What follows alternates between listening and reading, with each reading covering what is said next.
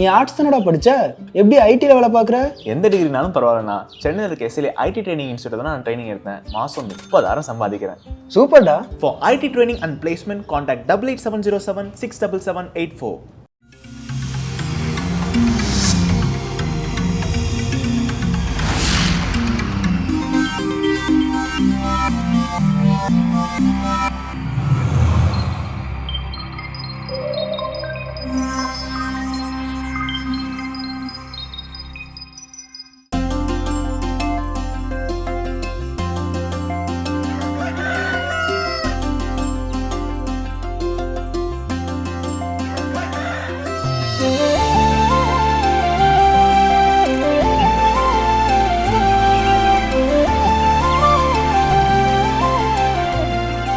தொலைக்காட்சியின் இனிய உறவுகளுக்கு அன்பு வணக்கம்.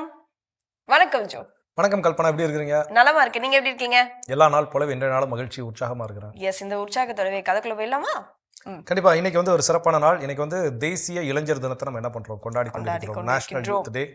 சுவாமி விவேகானந்தருடைய பிறந்த நாளை முன்னிட்டு அவர் தான் சொல்லியிருக்கிறார் இல்லையா, என்னிடம் ஒரு 10 இளைஞர்களை கொடுங்க, நான் இந்தியாவே என்ன பண்றேன் மாத்தி காட்டுறேன் அப்படின்னு சொல்லி. ஸோ அப்போ அந்த இளைய சக்தி ஒரு ஈடு இணையற்ற சக்தி அப்படிங்கிறதுக்கு உதாரணமான ஒரு நாள் இன்னைக்கு. இன்னைக்கான கதை என்ன அப்படின்னு பார்த்தீங்கன்னா, ஒரு கடற்கரையில் ஒரு நண்டும் கடலும் வந்து ஃப்ரெண்டாக இருக்குது.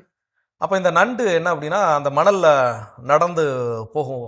அப்போ அது பக்கவாட்டிலே நடக்கும் இல்லையா. அப்போ அதனுடைய தடங்கள் பார்த்தீங்கன்னா, யூஸ்வலாக கடற்கரையில் நாம நடந்தாலே பின்னாடி திரும்பி பார்த்தா நம்முடைய அந்த பாத சுவடுகள் அந்த தடங்களை பார்க்குறப்போ அழகாக இருக்கும் ஃபுல்லாக. அப்போ இந்த நண்டுக்கு என்ன அப்படின்னா, தான் நடந்து வரக்கூடிய அந்த தடங்களை பார்க்க ரொம்ப அழகாக இருந்திருக்குது.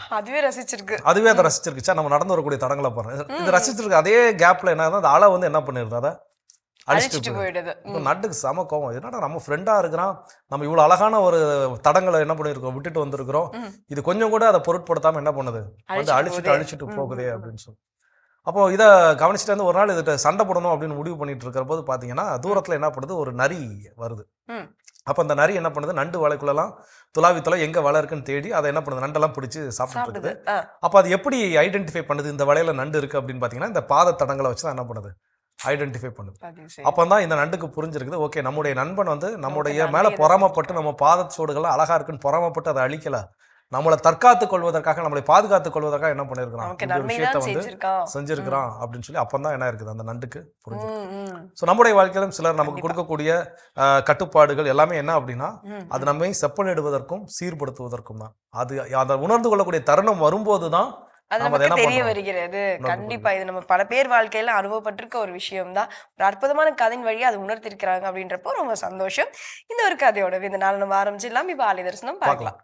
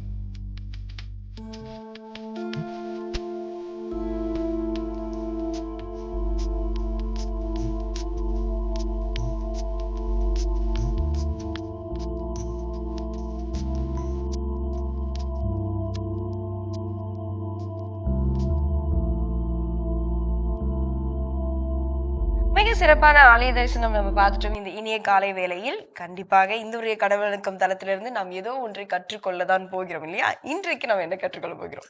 ஸோ இன்னைக்கான சிந்தனை இளைஞர்கள் தினம் கொண்டாடிட்டு இருக்கிறோம். ஸோ இப்போ அந்த தேசிய இளைஞர் தினத்தில் இளைஞர்களுக்கான பண்புகள் அப்படின்னு சொல்லி ஒரு சில வரையறைகள் என்ன பண்ணிருக்காங்க, ஒரு பட்டியல் போட்டாச்சா? அப்போ இந்த இளைஞர்கள் அப்படிங்கிறவங்க யார் அப்படின்னு பார்த்தீங்கன்னா 35 வயது வரைக்கும் இருக்கக்கூடியவங்க இளைஞர்கள் அப்படின்னு என்ன பண்ணுவாங்க சொல்லுவாங்க. சரி, இது வந்து நான் சொல்லல, நம்மளுடைய வந்து ஐநா சபை அது போல நமக்கு அமைப்புகள் இருக்கு இல்லைங்களா? ஸோ அந்த இன்டர்நேஷனல் யூத் கமிஷன் அந்த அமைப்பு சொல்லக்கூடிய விஷயங்கள் என்னன்னா 35 வயது நிரப்பி வரைக்கும் இளைஞர்கள் நம்ம சொல்லுவோம். ஐநா சபை என்ன வேணா சொல்லிட்டோங்க, துடிப்போடவும் உண்மையோடவும் நேர்மையோடவும் யாரெல்லாம் இருக்கீங்களோ அது 60 வயசு தாண்டினாலும் சரி அவங்களும் இளைஞர்கள். அதைத்தான் நானும் எடுத்து சொல்ல வந்தேன். இடம் நீங்க ஸ்கோர் பண்ணிக்காதீங்க முடிக்கிறதுக்குள்ள. சரி, ஏன் அப்படின்னா இதை சொல்லும்போது எங்களுடைய ஊர்ல வந்து ஞானையான ஒரு தாத்தா இருந்தாரு. ஸோ அந்த ஞானைய தாத்தா எப்படி அப்படின்னு பாத்தீங்கன்னா எங்க ஏறி என்ன வேலை செய்யணுமோ எல்லா வேலையும் என்ன பண்ணுவார் செய்வார். ஆள் பாத்தீங்க அப்படின்னா அப்படியே ரொம்ப அமைதியா சிம்பிளா ரொம்ப மெதுவா நடந்து வருவார், மெதுவா எல்லாம் செய்வாரு. ஆனா அவருடைய வேலை அப்படின்னு வந்து அவர்கிட்ட கொடுத்துட்டோம் அப்படின்னு பாத்தீங்கன்னா அவர் இளைஞனை காட்டிலும் துடிப்போட என்ன பண்ணுவார். அதனால ஒவ்வொரு முறை பங்குல ஏதாவது ஒரு நிகழ்வுகள் நடக்கின்ற பொழுது நன்றி சொல்றப்போ பங்கினுடைய முதிய இளைஞர் அப்படின்னு அவர் என்ன பண்ணுவோம்னா அடையாளப்படுத்தும். ஸோ அப்போ அது போல நீங்க சொல்ற மாதிரி எல்லாருமே இளைஞர், இளமை துடிப்போடு செயல்படக்கூடிய எல்லாருமே இளைஞர்கள் தான். அப்போ அந்த வகையில நம்ம கிட்ட இந்த இளைஞர்களுக்கு இருக்கக்கூடிய பண்பு நலன்களும் இருக்கிறது ரொம்ப ரொம்ப முக்கியம். அது என்னன்னு அதை தான் இன்னைக்கு பார்க்க போறோம். அப்போ முதல் விஷயம் என்ன அப்படின்னா நம்முடைய கேரக்டர் குணாதிசயத்துல நாம் நேர்மையோடு இருக்கிறது ரொம்ப ரொம்ப முக்கியம். ஸோ யார் இருந்தாலும் சரி இல்லாவிட்டாலும் சரி, யார் பார்த்தாலும் சரி பார்க்காவிட்டாலும் சரி, என்னுடைய மனதிற்கு ஏற்றாற் போல உண்மையின் பக்கம் நேர்மையாக நடக்க வேண்டும். அதுதான் இளைஞர்கள் கொண்டிருக்க வேண்டிய முதல் பண்பு. இன்னும் இது போன்ற பண்புகள் ஒரு பட்டியல் இருக்கு, நம்ம இன்னும் தொடர்ந்து பேசலாம். இப்ப அடுத்த பகுதி பார்க்கலாம்.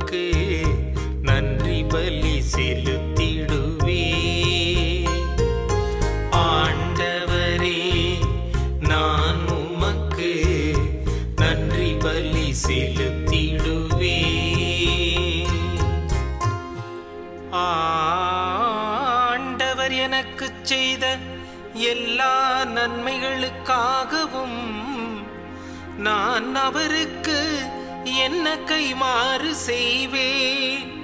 மீட்பின் கிண்ணத்தை கையில் எடுத்து ஆண்டவரது பெயரை தொழுதிடுவேன். ஆண்டவரே, நான் உமக்கு நன்றி பலி செலுத்திடுவேன். ஆண்டவரே, நான் உமக்கு நன்றி பலி செலுத்திடுவேன். இதோ ஆண்டவருடைய மக்கள் அனைவரின் முன்னிலையில் அவருக்கு என் பொருத்தனைகளை நிறைவேற்றுவேன். நான் உமக்கு நன்றி பலி செலுத்துவேன். ஆண்டவராகிய உம் பெயரை தொழுவேன். ஆண்டவரே, நான் உமக்கு நன்றி பலி செலுத்திடுவேன். ஆண்டவரே, நான் உமக்கு நன்றி பலி செலுத்திடுவேன். இப்பொழுதே உம் மக்கள் அனைவரின் முன்னிலையில் ஆண்டவரே உமக்கு என் பொருத்தனைகளை நிறைவேற்றுவேன்.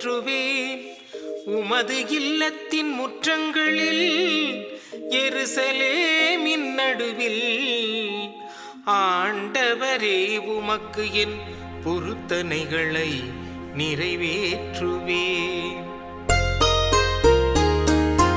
ஆண்டவரே, நான் உமக்கு நன்றி பலி செலுத்திடுவேன். ஆண்டவரே, நான் உமக்கு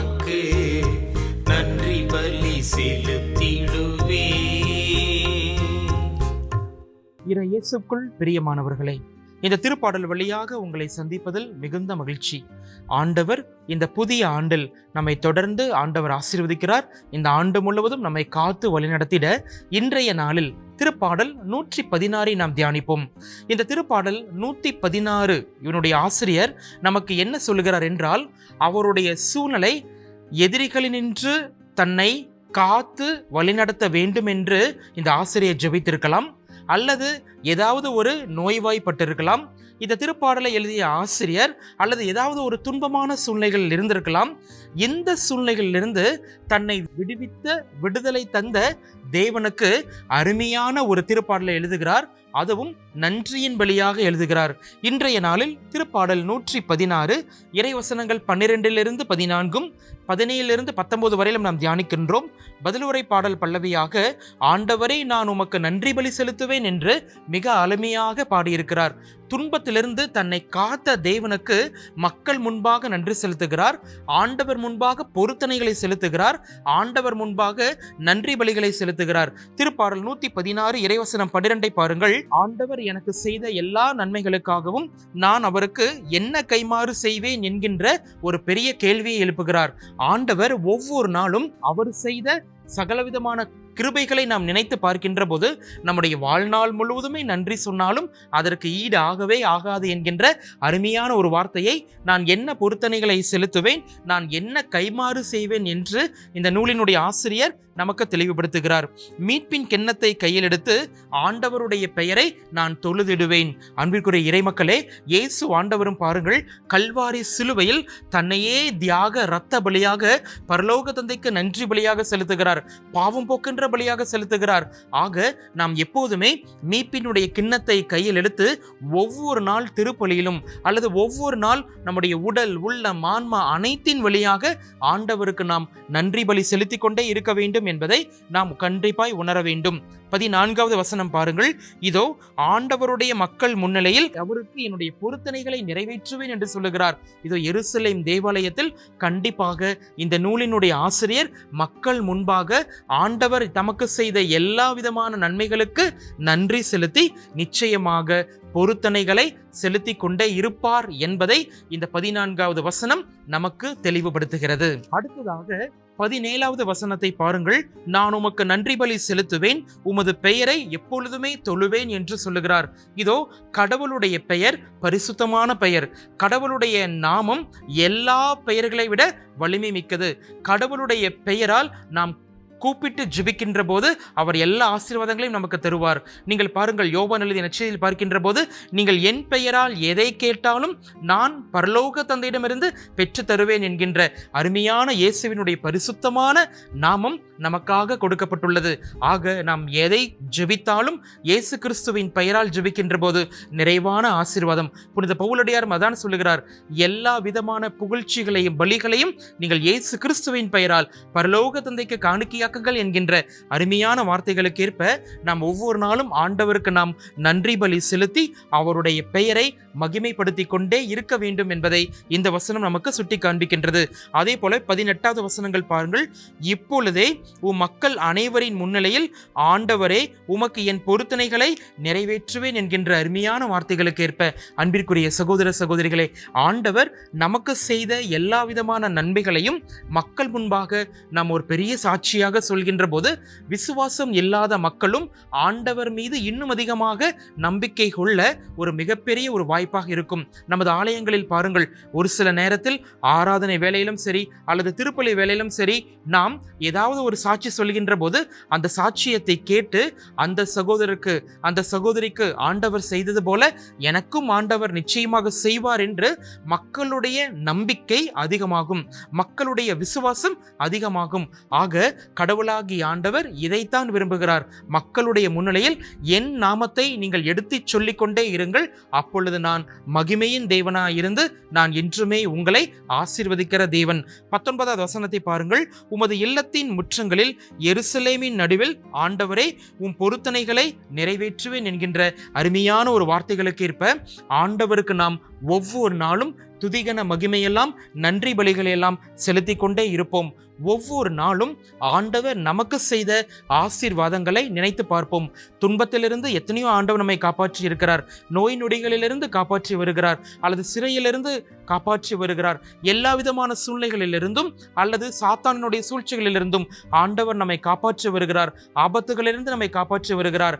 ஆக இந்த தேவனுக்கு ஒவ்வொரு நாளும் நாம் நன்றி சொல்வோம். இந்த புதிய ஆண்டில் நாம் தொடங்கி இருக்கிறோம். இந்த புதிய ஆண்டு முழுவதும் ஆண்டவரே, நீங்க என்னை காப்பாற்றுங்கள், அதனால் நான் தொடர்ந்து உமக்கு நன்றி பலி செலுத்திக் கொண்டே இருப்பேன், உமது பெயரை எப்போதும் போற்றி புகழ்ந்து ஆராதனை செய்வேன் என்கின்ற நம்பிக்கையோடு இந்த நாள் முழுவதும் இந்த திருப்பாடலை நாம் தியானித்து பார்ப்போம்.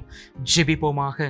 எங்களை என்னாலும் நேசிக்கிற எங்கள் அன்பின் பரலோக தந்தையே, எத்தனை ஆசீர்வாதங்கள் எங்களுக்கும் எங்களுடைய குடும்பத்திற்கும் இந்த திருப்பாடலை பார்த்து கொண்டிருக்கிற ஒவ்வொரு இறைமக்களுக்கும் தருகிறீர். நாங்கள் எங்களுடைய மனதிலிருந்து வருகின்ற நன்றி பலிகள், வாயினுடைய புகழ்ச்சி பலிகள், பாடல்கள் வழியாக, இறை வசனங்கள் வழியாக, நீர் செய்த எல்லா விதமான செயல்கள் வழியாக நாங்கள் உமக்கு நன்றி செலுத்துகிறோம். தொடர்ந்து உங்கள் ஆசீர்வாதம் என்றும் எங்களோடு தங்கியிருப்பதாக. நீர் செய்து வருகின்ற இனிமேலும் செய்ய போகிற ஒவ்வொரு நல்ல காரியத்திற்காக நாங்கள் உமக்கு கொடான கொடி நன்றி செலுத்துகிறோம். எங்கள் ஆண்டவரும் இரட்சகரும் இயேசுவின் நாமத்தில் ஜெபிக்கிறோம் நல்ல பிதாவே, ஆமென். அருமையான தினம் ஒரு திருப்பாடல் பகுதி பார்த்துட்டோம். இன்னைக்கான திருப்பாடலும் கேட்டாச்சு. அதோட இன்னைக்கு பேசிட்டு இருக்கிறோம் இளைஞர்களிடம் இருக்க வேண்டிய பண்பு நலன்கள் என்னென்ன, அதை நாம் ஒவ்வொருவரும் கொண்டு இருத்தல் ரொம்ப ரொம்ப முக்கியம். அதை தான் தெரிஞ்சுட்டு இருக்கிறோம். அதில் அடுத்ததான் என்ன சொல்றாங்க? கண்டிப்பா இப்ப இருக்க ஜென்ரேஷன் எப்படி இருக்காங்க அப்படின்னா, ஒரு சின்ன விஷயம் நம்ம வந்து ஒரு வாய்ஸ் ரைஸ் பண்ணி சொல்லிட்டோம்னா கூட, நீங்க என்ன பெரிய ஆளா, நீங்க என்ன சொல்றது, நான் என்ன கேட்கறது அப்படின்ற மாதிரி நமக்கு அவங்க திருப்பி ரிப்பீட் பண்றதுக்கு தான் ரெடியா இருக்காங்களே தவிர, பேசுறவங்க பெற்றோர்கள் இல்ல பேசுறவங்க பெரியவங்க, ஸோ அந்த வயதுக்காவது நம்ம மரியாதை கொடுக்கணும் அப்படின்னு நினைக்கிறது இல்லை பெரும்பாலும் அப்படின்றதுல. அது சில குறிப்பிட்ட நபர்கள் அப்படின்னு நம்ம சொல்லலாம். ஆனா உண்மையான இளைஞர்கள் அப்படின்றப்போ அவங்க எப்படிப்பட்டவர்களா இருக்கணும் அப்படின்னா, பெரியவர்களாகட்டும், பெற்றோர்களாகட்டும், குழந்தைகளாகட்டும், பெண்களாகட்டும், இவர்கள் அனைவருக்கும் எல்லோருக்குமே ரெஸ்பெக்ட் பண்ற ஒருத்தவங்களா இருக்கும் பொழுது இந்த சொசைட்டில ரொம்ப அழகான ஒரு ஹீரோவா அவங்க தெரிவாங்க. கண்டிப்பா. ஆனா இன்னைக்கு இந்த எல்லாரையும் மதிக்க கற்றுக்கொள்கிறார்களா, மதிக்க செய்கிறார்களா அப்படின்னா தெரியல. ஏன் அப்படின்னா, வெகு அண்மையில சமூக வலைதளத்தில் பார்த்த ஒரு காணொளி. அந்த காணொளி என்ன அப்படின்னா, கரண்ட்ல இருக்கக்கூடிய ஒரு ஃபுட்டேஜையும் சில பல ஆண்டுகளுக்கு முன்னால் ஒரு ஃபுட்டேஜையும் என்ன பண்றாங்கன்னா கம்பேர் பண்ணி அந்த ஃபுட்டேஜ் இருந்துச்சு. அப்போ அதுல இன்னைக்கு என்ன அப்படின்னா, அந்த பையன் ஒரு சின்ன ஒரு இளைஞன், அந்த இளைஞன் அந்த நல்லா இருந்தா அந்த பையனுக்கு ஒரு 22 வயசு 23 வயசு அதுக்குள்ளதான் இருக்கும். அவனை வந்து காவல்துறை அதிகாரிகள் கைது செஞ்சு என்ன பண்றாங்க, அவன் வந்து நன்னடத்தை ஒழுங்கா நடந்துக்கல, ஏதோ இடையூறு விளைவிச்சான்னு சொல்லி என்ன பண்றாங்க, வந்து அவனை ஜெயிலுக்கு அரெஸ்ட் பண்ணி கூட்டு போறாங்க.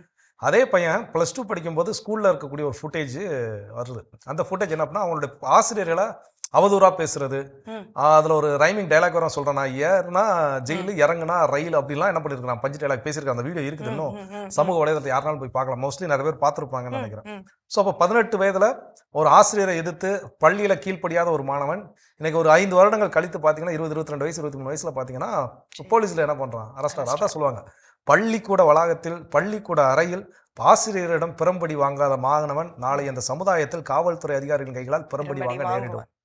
ஸோ அப்போ அந்த மரியாதை செலுத்துவது ரொம்ப ரொம்ப முக்கியம். அப்போ அது இளைஞர்களுடைய பண்பாக இருக்குது. அப்படிங்கிற பட்சத்தில் இளைஞர்களுக்கு எவ்வளோ முக்கியமோ, நானும் இளமை திருப்போடு இருக்கிறேன்னு யாரெல்லாம் சொல்றீங்களோ அவங்களுக்கு அது ரொம்ப ரொம்ப முக்கியம். அற்புதம். தொடர்ந்து பேசலாம். இப்ப அடுத்த பகுதி பார்க்கலாம்.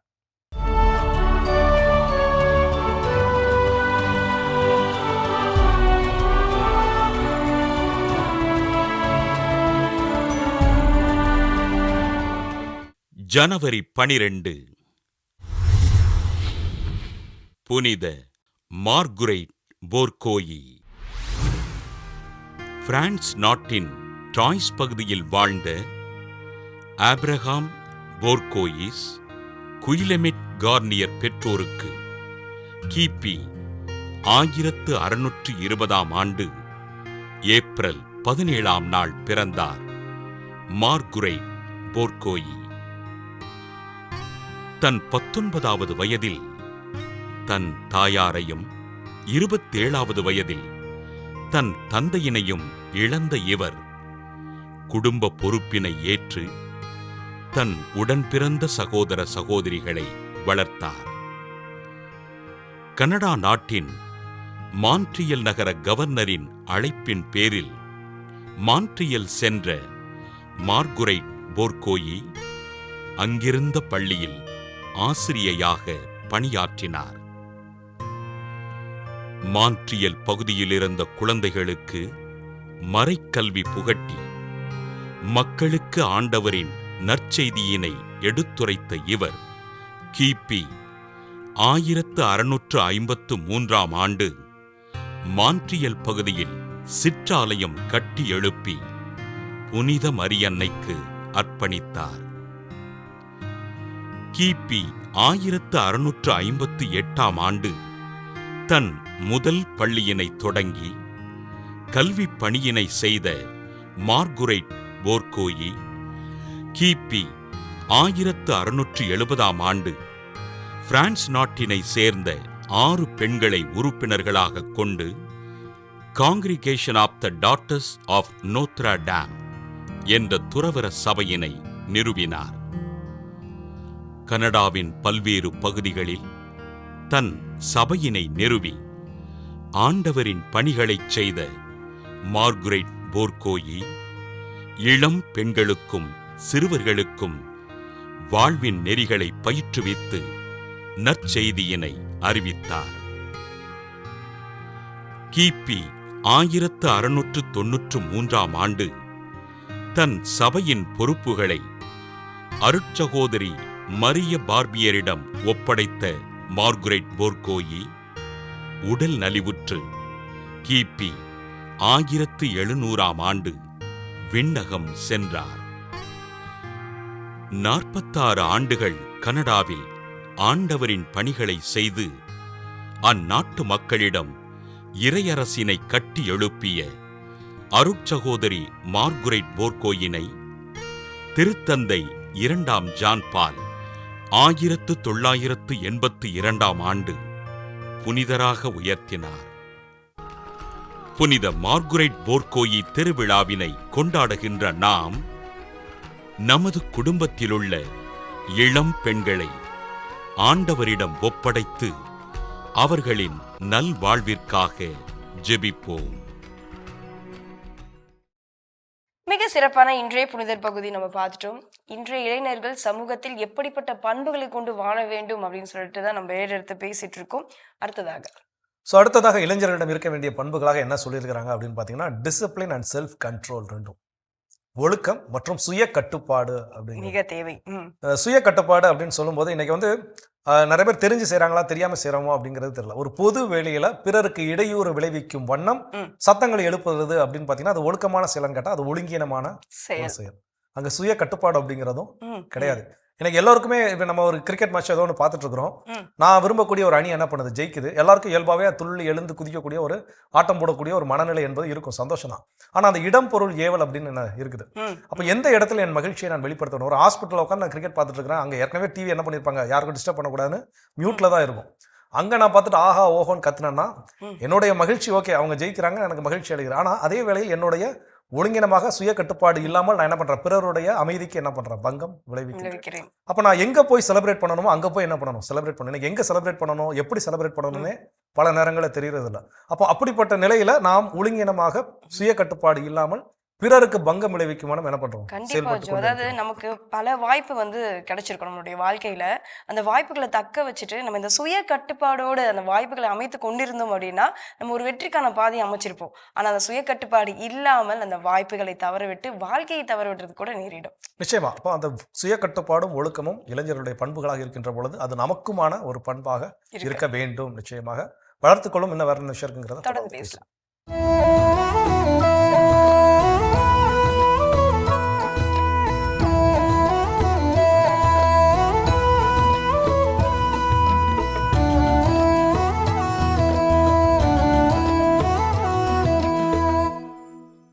துப்பாக்கியால் குறிவார்த்து சுடுவதில் பெரும் பெயர் எடுத்தவர் அந்த பேரரசர்.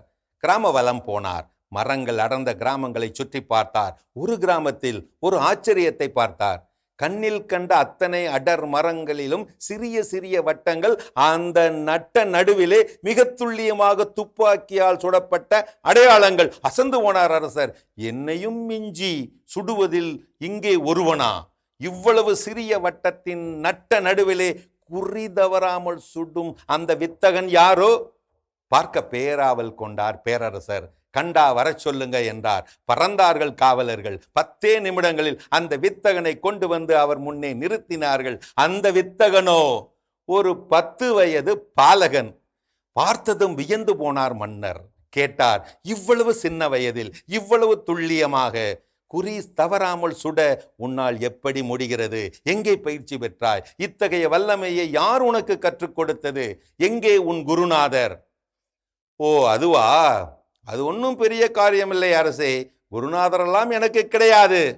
தன் வெற்றியின் சூட்சுமத்தை போட்டுடைத்தான் அந்த பொடியன். முதலில் துப்பாக்கியால் மரத்தை சுட வேண்டும்.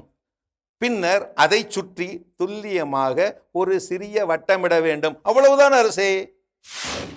எது எளிது? வட்டமிட்டு சுடுவதா, சுட்டுவிட்டு வட்டமிடுவதா? இலக்கை நீ வட்டமிடு, இலக்கு உன்னை வட்டமிடும். திறமை வீழ்ந்து கிடக்கும் போது விவேகம் விவரம் தரும். குள்ள நரியின் புத்தி கொஞ்சமாவது இருக்க வேண்டும் நண்பா, குழி பறிக்க அல்ல, பறிக்கப்படும் குழியில் விழாமல் இருக்க. அருமையான கதைகள் 1000 பகுதி பார்த்துட்டோம். எனக்கான கதையும் சிந்தனையும் கேட்டாச்சு. அதோட நம்ம இன்னைக்கு பேசிட்டு இருக்கிறோம், இளைஞர்களிடம் இருக்க வேண்டிய பண்பு நலன்கள் என்னென்ன, அது நம்மிடமும் இருக்க வேண்டும் அப்படின்னு பேசிட்டு இருக்கோம். அதுல அடுத்ததா என்ன சொல்றாங்க? இன்றைய தலைமுறைக்கு இது கண்டிப்பா தேவை. என்ன அப்படின்னு பாத்தீங்கன்னா, கடின உழைப்பு, அது மட்டும் இல்லாமல் அவர்களை சார்ந்த அந்த அர்ப்பணிப்பு, இது இரண்டுமே சேர்ந்து ஒரு வாழ்க்கை ஒரு இளைஞன் வாழ்றான் அப்படின்னா, அவன் இந்த வாழ்க்கை, அதாவது இப்ப இந்த வாழ்க்கையில அவன் கண்டிப்பா ஒரு தடம் பதித்து தான் இந்த உலகத்தை விட்டு போவோம் அப்படின்றதுல சந்தேகமே கிடையாது. ஸோ அந்த உண்மை, அந்த நேர்மை, இந்த இதை நம்ம உட்கொண்டு அதை வாழ்கிறோமா? நிச்சயமா இருக்க வேண்டிய பண்பு ஹார்ட் ஒர்க் அண்ட் கமிட்மெண்ட் அப்படின்னு சொல்லும்போது, கடின உழைப்பு, இன்னைக்கு அது ஸ்மார்ட் ஒர்க் அப்படின்னு சொல்லி சில நேரங்களில் சொல்கிறோம். ஹார்ட் ஒர்க்கும் வேணும், அது சம்டைம்ஸ் ஸ்மார்ட் ஒர்க்கும் இருக்கணும். ஆனால் அந்த ஸ்மார்ட் ஒர்க் தான் நான் பண்ணுறேன் அப்படின்னு நினச்சி நிறைய பேர் என்ன பண்ணுறோம் அப்படின்னா, சொல்லுவாங்க இல்லையா, தன்னம்பிக்கைக்கும் தலக்கணத்துக்கும் நூலளவு தான் வித்தியாசம் அப்படிவாங்க. நான் காலேஜில் வேலை பார்க்கும்போது என் ஸ்டூடெண்ட்ஸ்க்கு நான் அடிக்கடி சொல்லக்கூடிய விஷயம் என்ன அப்படின்னா, மாற்றி யோசிக்கிறதுக்கும் கேணத்தனமாக யோசிக்கிறதுக்கும் நூலளவு தான் வித்தியாசம். பல நேரங்களில் மாற்றி யோசிக்கிறோம், என் சிந்தனையை நான் டிஃப்ரெண்ட்டாக திங்க் பண்ணி வேற விதமாக நான் செய்ய போகிறேன் அப்படிங்கிற பேரில் நாம அதுக்கு ஒன்றுக்கும் ஒப்பேராத வண்ணம் தான் என்ன பண்ணுறோம், யோசிச்சுக்கிட்டு இருக்கிறோம் பல நேரங்களில். அப்போ அந்த ஹார்ட் ஒர்க் எங்கே தேவையோ அங்கே ஹார்ட் ஒர்க், எங்கே ஸ்மார்ட் ஒர்க் தேவையோ அங்கே ஸ்மார்ட் ஒர்க். அதே நேரத்தில் கமிட்மெண்ட், அர்ப்பணிப்பு உணர்வு அப்படின்னு சொல்லும்போது, நம்ம ஜனவரி 1ஆம் தேதி நம்முடைய கடவுள் வணக்கம் நிகழ்ச்சியில் சிறப்பு அழைப்பாளராக வந்திருந்தார் எழிலரசன். அவ்வளோ அழகாக சொன்னார், இன்னைக்கு இளைஞர்களுக்கு நிறைய எக்ஸ்போசஸ் இருக்குது, நிறைய விஷயங்களை கற்றுக்கொள்கிறார்கள், அதனால அவர்களுக்கு நிறைய இலக்குகள் என்ன பண்ணுறாங்க, வச்சுக்கிறாங்க. அப்போ நிறைய இலக்குகள் இருக்கிறப்போ போய் எல்லாத்தையும் அடைய முடியுமான்னு கேட்டால் முடியாது. ஏன்னா ஒன்று போய் துரத்திட்டே இருக்கல, அது கொஞ்சம் கஷ்டமா தெரியறப்போ உடனே அடுத்த இலக்குக்கு மாறுவாங்க, உடனே அது கஷ்டமா தெரியறப்போ அடுத்ததுக்கு மாறுவாங்க. இப்போ கடைசியில் ஒரு கட்டத்தில் போய் நிற்கிறப்ப பார்த்தீங்கன்னா எதையும் முழுசா செஞ்ச மாதிரியே இருக்காது. அப்போ ஒரு இலக்கை தேர்ந்தெடுத்து கொண்டு அந்த ஒரு இலக்கின்படி என்ன பண்ணணும், பயணம் செய்யணும் அப்படின்னு சொல்லி அவர் சொன்னார். ஸோ அப்போ அந்த ஒரு அதுதான் அர்ப்பணிப்பு உணர்வு. நான் எடுத்துக்கொண்ட இலக்கு, அதை நோக்கி என்னுடைய அர்ப்பணிப்போடு கூடிய கடின உழைப்பு, இது இளைஞர்களின் பண்பு, இது நம்மிடமும் இருக்க வேண்டும். கண்டிப்பா சொன்னோம். இன்னும் தொடர்ந்து பேசுவோம், அடுத்த பகுதி பார்க்கலாம்.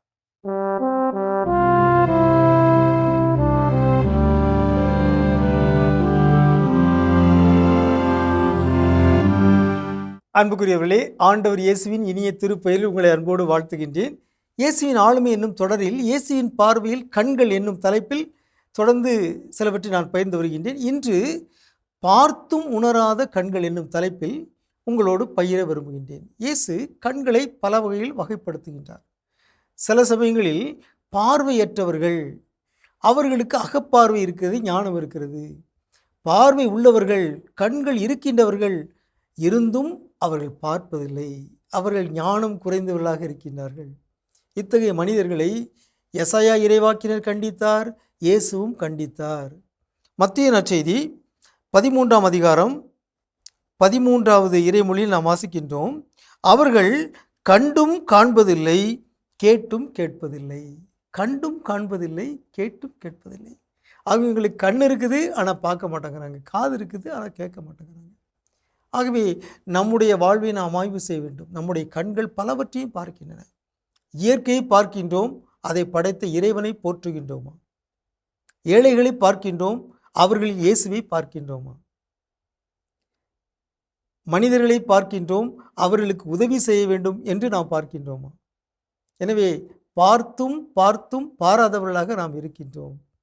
இதை எசாயா இறைவாக்கினர் சொன்னார். இயேசு அதை மேற்கோள் காட்டுகிறார். மத்தேயு நற்செய்தி 13:14 நாம் வாசிக்கின்றோம், எசாயாவின் பின்வரும் இறைவாக்கு இந்த மனிதர்களிடம் நிறைவேறுகிறது, உங்கள் கண்களால் பார்த்து கொண்டே இருந்தும் உணர்வதில்லை, எனவே கண்ணால் காணாமலும் காதால் கேளாமலும் உள்ளத்தால் உணராமலும் மனம் மாறாமலும் இருக்கின்றார்கள், நானும் அவர்களை குணமாக்காமல் இருக்கின்றேன். ஆகிய கடவுள் நம்மை குணமாக்காமல் இருப்பதற்கு பல காரணங்கள் இருக்கின்றன. அவற்றில் ஒன்று, நாம் கண்களால் பார்த்தும் காண்பதில்லை. எனவே நம்முடைய கண்களுக்கு அகப்பார்வை வேண்டும், புறப்பார்வை மட்டுமல்ல, அகப்பார்வை.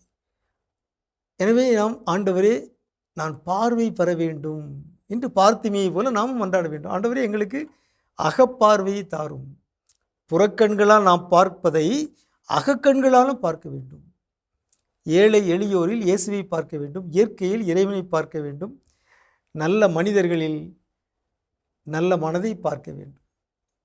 ஆகவே பார்த்தும் பார்த்தும் பாராதவர்களாக நாம் இருக்கின்றோம். நாம் மனமாற்றம் அடைந்து அகப்பார்வை பெற வேண்டும். எனவே நம்முடைய கண்களை நாம் வலிமைப்படுத்த வேண்டும், கண்களை நாம் தூய்மைப்படுத்த வேண்டும், நாம் விழிப்புணர்வு பெற வேண்டும், விழிப்படைய வேண்டும் என்று இயேசு நமக்கு கற்றுத்தருகிறார். இயேசுவை போலவே நாமும் வாழ்வோமாக. உங்களுக்கு அமைதி உரித்தாகுக. மிக சிறப்பான இயேசுவின் ஆளுமைகள் நம்ம பார்த்துட்டோம். இன்றைய நாள் இந்த சமுதாயத்தில் இன்றைய தலைமுறை எப்படி இருக்க வேண்டும், எந்த மாதிரி ஒரு பண்புகளை கொண்டு இருக்க வேண்டும் அப்படின்னு சொல்லி பேசிட்டு இருக்கோம். அடுத்ததா என்ன அப்படின்னு பார்த்தீங்கன்னா, இரக்க குணமும் நெகிழ்ச்சி தன்மையும் கொண்டதாக இருக்க வேண்டும். அந்த பண்பு நலன் ரொம்ப ரொம்ப முக்கியம். நெகிழ்வுத்தன்மை, நெகிழ்ச்சி அப்படின்னு நம்ம சொல்லுகின்ற பொழுது அந்த சூழலுக்கு ஏற்றாப்புல அதை நம்ம வடிவமைத்துக் கொள்வது. அதாவது நம்ம இதை எப்படி எடுத்துக்கிறோம்னா, எல்லாமே வந்து இன்னைக்கு இறைவனுடைய படைப்புல நன்மை தீமை எல்லாமே பார்த்தீங்கன்னா ஒரு சின்ன நூலளவு வித்தியாசத்துல தான். ஏன்னா இந்த நெகிழ்ச்சி தன்மை, நெகிழ்வுத்தன்மை நம்ம எப்படி எடுத்துக்கிறோம் அப்படின்னா, சந்தர்ப்பவாதமாக என்ன பண்றோம், பல நேரம் எடுத்துக்கிறோம். அதாவது சந்தர்ப்பவாதம்னா நம்ம எல்லாருக்கும் நல்லா தெரியும். சூழ்நிலைக்கு ஏற்றாற் போல இன்னைக்கு வந்து இவங்களுக்கு புகழ்ந்து பேசணும், இன்னைக்கு நமக்கு வண்டி ஓடுமா, அவங்களை புகழ்ந்து என்ன பண்ணுவோம், பேசுவோம். நாளைக்கு இன்னொருத்தர சார்ந்து இருந்தா நம்ம வண்டி ஓடுமா, அப்ப அவங்கள சார்ந்து இருக்கிறது. இதுதான் என்ன அப்படின்னா சந்தர்ப்பவாதம். ஆனா நெகிழ்வுத்தன்மை என்ன அப்படின்னு பாத்தீங்கன்னா, எனக்கு வந்து இன்னைக்கு தூங்குறதுக்கு ஒரு இடம் கிடைச்சிருக்குது, அங்க வந்து தலகாணி இல்ல, மெத்தை இல்ல, வெறும் கட்டாயம் தரையில நான் படுக்க வேண்டிய சூழல் இருக்கு. நான் அதுல என்ன பண்ணுவேன், படுத்து தூங்குவேன். அதே நேரத்தில் எனக்கு இன்னொரு இடம் தூங்குவதற்கு இடம் வாய்ப்பு கிடைக்குது, அது எல்லா சகல வசதிகள் இருந்து ஒரு ஏசி கம்ஃபர்டபுளான ஒரு ரூம் கிடைக்குது, அதுலேயும் நான் என்ன பண்ணுவேன், படுத்து தூங்குவேன். ஸோ அப்போ எது இருந்தாலும் எது இல்லாவிட்டாலும் நான் என்ன பண்ண மாட்டேன், மாற மாட்டேன். அப்படிங்கிறது தான் நெகிழ்வுத்தன்மை. அதுதான் இளைஞர்களுடைய பண்புகளாக இருக்க வேண்டும் அப்படிங்கிறது. சந்தர்ப்பவாதம் அப்படிங்கிறது கிடையாது. ஸோ அப்போ இதை நாம நல்லா புரிந்து கொள்ள வேண்டும். அதே நேரத்தில் இரக்க குணம் அப்படிங்கிறதும் ரொம்ப ரொம்ப முக்கியம். பல நேரங்களில் நம்ம சாலைகளில் போயிட்டு இருப்போம், எத்தனையோ பேர் லிஃப்ட் கேட்டு என்ன பண்ணுவாங்க, நிற்பாங்க. இன்னைக்கு இருக்கக்கூடிய சூழல்ல சில விருதுங்களும் இங்கே நடக்குது. நான் இல்லைன்னா நான் என்ன பண்ண மாட்டேன், சொல்ல மாட்டேன். ஆனால் உள்ளுணர்வு சொல்லுது இல்லையா, அவர் பாவம் வயசானவர் தர கொஞ்சம் லிஃப்ட் கொடுத்தா அந்த டைம் தோணும் போதே நிறுத்தி உதவி செய்ய வேண்டும். பல நேரங்கள் என்னன்னா கடந்து விட்டு போன பிறகுதான் கொடுத்துருக்கலாமோ, வேண்டாமோ அப்படின்னு என்ன பண்ணிருப்போம், போகணும். ஸோ அப்போ அந்த இரக்க குணத்தை அதோடு செயல்படுத்த நாம் என்ன பண்ணணும், அனுமதிக்க வேண்டும். சிறப்பு ஜோ. இன்னும் நம்ம தொடர்ந்து பேசுவோம். அதுக்கு முன்னாடி ஒரு சின்ன பிரேக் போயிட்டு வந்துடலாம்.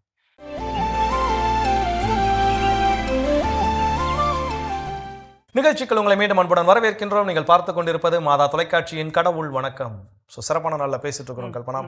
தேசிய இளைஞர்கள் தினத்தில் இன்னைக்கு இளைஞர்களிடம் இருக்க வேண்டிய பண்பு நலன்கள் என்னென்ன, அது நம்மிடமும் இருக்க வேண்டும் அப்படின்னு பேசிட்டு இருக்கோம். அதில் அடுத்ததான் என்ன சொல்றாங்க? எஸ், அதாவது இன்றைய சமுதாயத்தில் இருக்கும் இன்றைய இளைஞர்கள் எப்படி இருக்காங்க அப்படின்னா ரொம்ப அட்வான்ஸ்டா இருக்காங்க. அதுக்கு ரீசன் என்ன அப்படின்னா தொழில்நுட்ப வளர்ச்சி, டெக்னாலஜி வந்து அந்த அளவுக்கு அட்வான்ஸ்டா ஆயிடுச்சு அப்படின்னு சொல்லலாம். ஸோ அப்படிப்பட்ட அந்த தொழில்நுட்பத்தை மிக சரியாக பயன்படுத்துகிறார்களா அப்படின்றது அவங்களுக்குள்ளவே கேட்கக்கூடிய ஒரு கேள்விதான். ஏன்னா கையில எல்லாமே கை அடக்கத்துல இருந்துருச்சு இப்போ இல்லையா.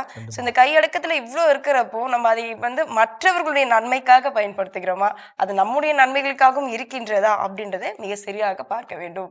அதாவது ரெஸ்பான்சிபிலிட்டி ரொம்ப ரொம்ப முக்கியம். அதுவும் டெக்னாலஜியை பயன்படுத்துகின்ற பொழுது இன்னைக்கு வந்து ஏஐ அப்படிங்கிறது எல்லாம் பயங்கரமா இன்னைக்கு வேற லெவலில் இன்னைக்கு உலகத்தை என்ன பண்ணிட்டு இருக்குன்னா ஸ்பீடா கொண்டு போயிட்டு இருக்கு. ஸோ இது வரைக்கும் என்ன அப்படின்னு பாத்தீங்கன்னா, உலகம் வந்து ஒரு 20-30 கிலோமீட்டர் ஸ்பீட்ல போயிட்டு இருக்குது அப்படின்னு பாத்தீங்கன்னா, இந்த செல்போன், இன்டர்நெட் இதெல்லாம் வந்த பிறகு பாத்தீங்கன்னா ஒரு 60-70 கிலோமீட்டர் வேகத்தில் போற மாதிரி போச்சு.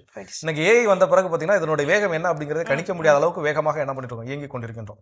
அதில் ஒரு சின்ன எளிய உதாரணம், நம்முடைய மாதா தொலைக்காட்சியில் நம்முடைய அன்பு அருத்தந்தை டேவிட் ஆரோக்கியம் அவருடைய பிறந்தநாள் நிகழ்வுன்னு நான் நினைக்கிறேன். அவங்களுடைய பிறந்தநாள் நிகழ்வில் வந்து அப்போ அவங்களுடைய தந்தை இறந்து போனால் அவருடைய அப்பா ஃபோட்டோ எடுத்து அதில் ஒரு ஏஐ பண்ணி அவங்க விண்ணகத்துல இருந்து அவருக்கு வாழ்த்து செய்தி சொல்கிற மாதிரி, பிறந்தநாள் வாழ்த்து சொல்கிற மாதிரி அப்பாவும் அண்ணனும் இருக்கிற மாதிரி ஒரு வீடியோ என்ன பண்ணோம், ரெடி பண்ணோம். ஸோ அப்போ இது வந்து இந்த ஏஐ இப்படியும் ஆக்கப்பூர்வமாக என்ன பண்ண முடியும், பொறுப்புணர்ந்தும் பயன்படுத்த முடியும். அதே ஏஐ பயன்படுத்தி இன்னைக்கு நம்முடைய புகைப்படத்தை வைத்தோ இல்லை நம்முடைய வேற ஒரு காணொலி காட்சிகளை வைத்தோ நாம் சொல்லாத விஷயத்தை நம்ம சொன்ன மாதிரி என்ன பண்ண முடியும், காண்பிக்க முடியும். அப்போ 2 விதமான வழிகளும் நன்மைகளும் இருக்கு, தீமையும் தீமைகளும் இருக்குது. இருக்கு. அப்போ இதுல எதை நான் பயன்படுத்துவது? மறைந்த திருத்தந்தை பிரான்சிஸ் அவர்கள் அடிக்கடி சொல்லக்கூடிய விஷயம் என்ன அப்படின்னா, இன்னைக்கு இந்த உலகத்துல ஃபேக் நியூஸை ஸ்ப்ரெட் பண்ண ஒரு பெரிய கும்பல் இருக்கு அப்படின்னா, அது போல நல்ல விஷயத்தை பரப்புவதற்கும் நாமும் அத்தகைய கும்பலாக என்ன பண்ணணும்? உருவாக வேண்டும். நல்ல விஷயத்தை, நல்ல செய்திகளை, உண்மையான செய்திகளை என்ன பண்ணணும்? பகிர்ந்து கொள்ள வேண்டும் அப்படின்னு சொல்றாங்க. இன்னைக்கு நம்ம பல நேரங்கள்ல நிறைய பேருக்கு இருக்கக்கூடிய மனநோய் என்னன்னு பாத்தீங்கன்னா, படித்தவுடன் ஃபார்வர்ட் செய்யக்கூடிய மனநோய் பலருக்கு இருக்குது. அது உண்மையா பொய்யான்லாம் அலசி ஆராய்றதே கிடையாது. அதனுடைய நம்பகத்தன்மையை உணர்ந்து அதை பயன்படுத்த கற்றுக்கொள்ள வேண்டும். இந்த பண்பு நலன் இளைஞர்களுக்கு இருப்பது போல ஒவ்வொருவருக்கும் இருக்கிறது ரொம்ப ரொம்ப முக்கியம். எஸ், ஒரு சிறப்பான தெளிவு கிடைச்சிருக்குன்னே சொல்லலாம். இன்னும் தொடர்ந்து பேசுவோம். இப்ப அடுத்த பகுதி பார்க்கலாம்.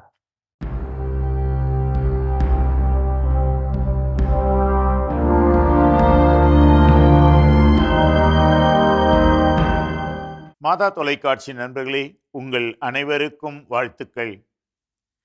மகிழ்ச்சியோடு வாழ்வதற்கு ஒரு மிக பெரும் தடை என்ன என்று சொன்னால், மற்றவர்கள் என்னை புண்படுத்தி விட்டார்கள் என்ற ஒரு உணர்வு.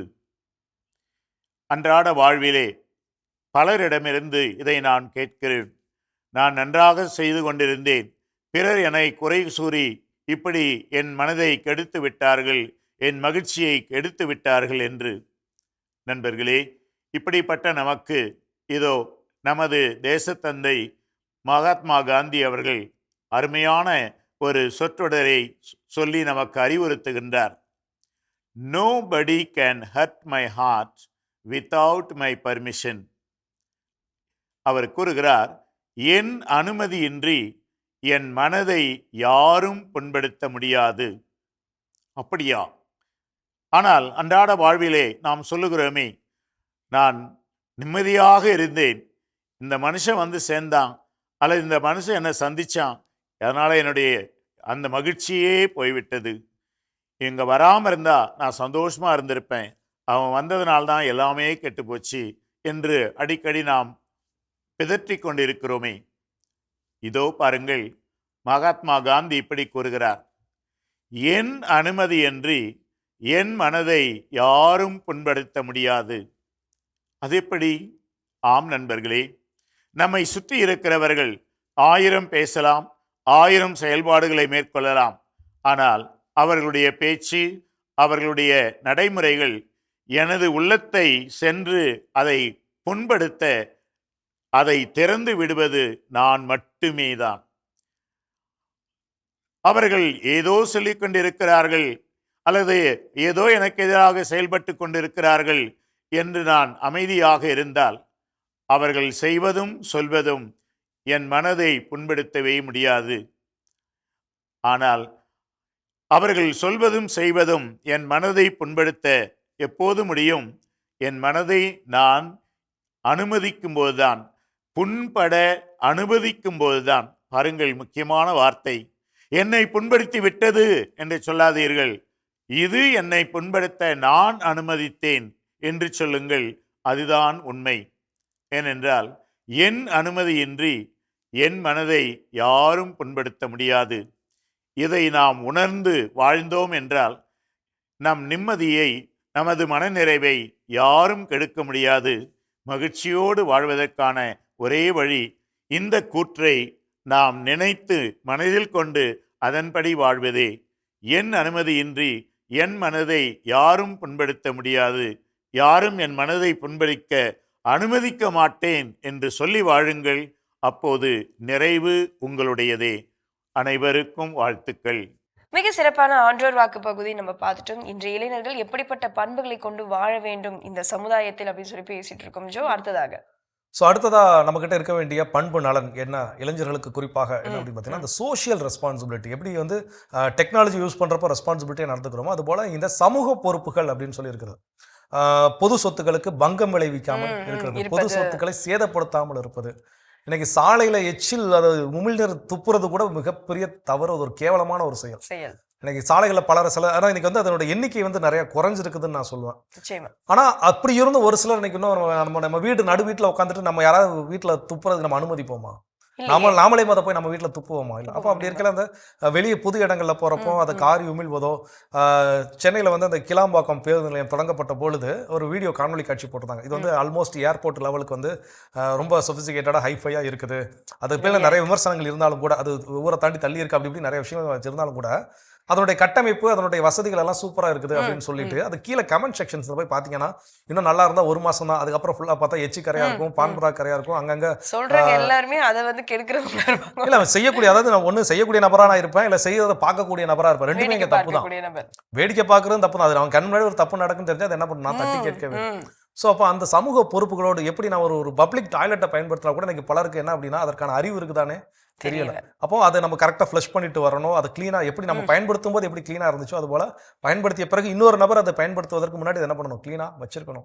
ஸோ இப்போ இது எல்லாமே சோஷியல் ரெஸ்பான்சிபிலிட்டிஸ். பல நேரங்கள் இந்த ரெஸ்பான்சிபிலிட்டி பற்றி நம்ம கட்டுக்கிறது. ஒரு பேருந்தில் பயணம் செய்ய போகிறோம், நம்ம ஒரு சீட்டில் நல்லா நமக்கு ஜன்னலோர சீட்டு கிடைக்கணும் எல்லாரும் ஆசைப்படுறோம்.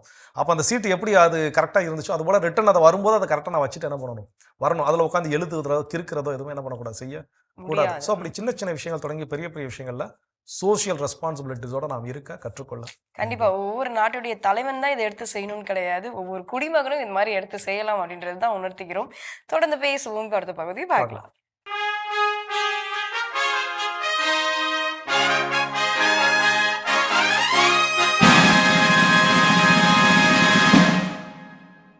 மாதா தொலைக்காட்சி நேயர்கள் அனைவருக்கும் அன்பின் வணக்கம்.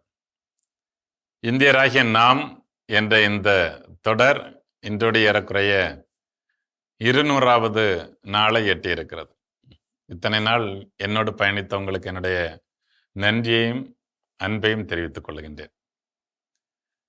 இதுவரையிலும் நாம் அரசியலமைப்பு சட்டத்தினுடைய முக்கியமான சில விடயங்களை நாம் ஆலோசித்திருக்கிறோம். குறிப்பாக இந்த அரசியலமைப்பு சட்டத்தினுடைய மேன்மை மிக்க விழுமியங்களை பற்றி பார்த்திருக்கிறோம். இந்திய அரசியலமைப்பு சட்டம் நமக்கு கற்றுக் கொடுத்திருக்கின்ற உரிமைகளை பற்றி பார்த்திருக்கின்றோம். நம்முடைய கடமைகளாக அது குறிப்பிடுவது என்ன என்று பார்த்திருக்கிறோம். இன்னும் சிறப்பாக மத்திய மாநில அரசுகள் அவைகளுக்கு நெறி காட்டும் வழிமுறைகளாக அரசியலமைப்பு சட்டம் என்ன சொல்லுகிறது என்பதை பற்றி பார்த்திருக்கிறோம்.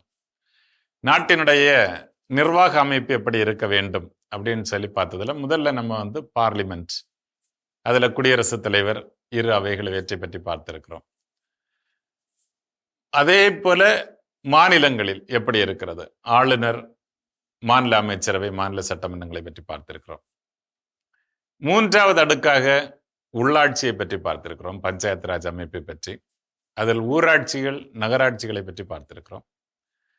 இவற்றுக்கு எல்லாம் இந்த 2, அதாவது 3 விடயங்கள் தான் இந்த 3 ஆர்ம்ஸ் ஆஃப் த ஸ்டேட் என்று சொல்வார்கள். ஒன்று லெஜிஸ்லேச்சர், அதான் சட்டம் இயற்றுகின்ற இடங்கள், பாராளுமன்றம், சட்டமன்றங்கள். 2வதாக எக்ஸிக்யூட்டிவ், நிர்வாகம் செய்கிற இடங்கள், அது நம்ம அடுத்து பார்க்க இருக்கிறோம். 3வதாக ஜுடிஷியரி, ஏன்னா நிர்வாகத்தோடு இணைந்து மத்திய மாநில அரசுகளை பார்த்ததால் நம்ம நீதிமன்றங்களை நாம் பார்த்து விட்டோம். அடுத்தது நாம் பார்க்க இருப்பது எப்படி இந்த எக்ஸிக்யூட்டிவ், இந்த நிர்வாகம், இதுதான் நம்முடைய அன்றாட வாழ்வோடு தொடர்புடையது. தினந்தோறும் எப்படி, அதாவது சார் என்ன அடிச்சிட்டான் அப்படின்னு சொன்னா உடனடியாக பக்கத்தில் இருக்கிற போலீஸ் ஸ்டேஷன். சார் எனக்கு சொத்துல இந்த வரப்பு, அவன் என் வரப்பை வெட்டிட்டு அவன் அதில் கல்லை போட்டான் சார், பக்கத்தில் இருக்கிற விஏஓ, தாசில்தார். எப்படி இவங்க தான் தினசரி வாழ்க்கையில் தினந்தோறும் நம்மோடு கூட இருப்பவர்கள்.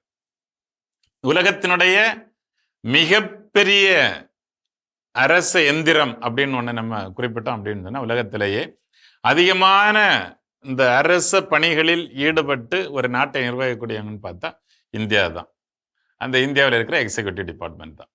அதனுடைய ஒட்டுமொத்த இதுக்கும் தலைவர் அந்த எக்ஸிக்யூட்டிவனுடைய நிர்வாகத்தினுடைய ஒட்டுமொத்த தலைவர் குடியரசுத் தலைவர் அப்படின்னு சொன்னா, அந்த குடியரசுத் தலைவருடைய வரிசையில கடைசியா இருக்கிறவர் தான் நம்ம வீட்டுக்கு பக்கத்தில் இருக்கிற நம்முடைய விஏஓ, வில்லேஜ் அட்மினிஸ்ட்ரேட்டிவ் ஆஃபீஸர். அவங்க 2 பேருமே ஒரே தளத்தில் இணைக்கப்பட்ட புள்ளிகள். டெல்லியில் அவர் இருக்காருன்னா என் வீட்டு பக்கத்தில் இவர் இருப்பார். ஆனால் 2 பேருக்கும் வேலை ஒன்று தான். அவருக்கு கொடுக்கப்பட்ட நிர்வாக வேலையை செய்கிறார், இவருக்கு கொடுக்கப்பட்ட நிர்வாக வேலையை செய்கிறார். நான் குடியரசுத் தலைவர்கிட்ட போய் கேட்க முடியாது, நான் வில்லேஜ் ஆஃபீஸர்கிட்ட போய் கேட்க முடியும் என்னுடைய தேவைகளுக்காக. எனவே அதுவும் மிக முக்கியமானது. எப்படி சட்டம் இயற்றுகின்ற இடங்களை நாம் பார்த்தோமோ, எப்படி நீதி வழங்குகின்ற இடங்களை பார்த்தோமோ, அதே போல நிர்வாகம் செய்கிற இடங்களை பற்றியும் நாம் பார்க்க இருக்கிறோம். அதே போல எப்படி தேர்தல் என்பதை பற்றியெல்லாம் நாம் பார்க்க இருக்கிறோம். இதுல மீண்டும் மீண்டும் வலியுறுத்த விரும்புகிற ஒரே ஒரு கருத்து, இந்த நாளில் ஏன்னா 200 உரைகளை கேட்டவர்களுக்கு கண்டிப்பாக தெரிந்திருக்கும். இந்தியா ஒரு சிறப்பான நாடு, பன்முகத்தன்மை கொண்ட நாடு.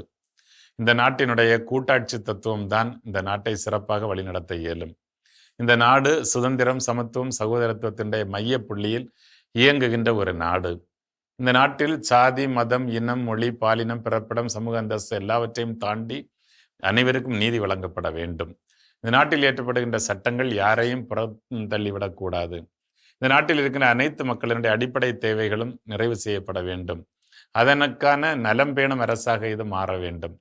அப்படி குழப்பங்கள் ஏற்படுகிற பொழுது நீதிமன்றங்கள் தலையிட்டு அவற்றை சரி செய்ய வேண்டும் என்று நாம் பார்த்திருக்கிறோம். இவை எல்லாம் இத்தனை புனிதமான அமைப்புகளும் நிறுவனங்களும் சரியாக செயல்படுவது என்பது ஒரே ஒரு ஆற்றலில் தான் அடங்கி இருக்கிறது.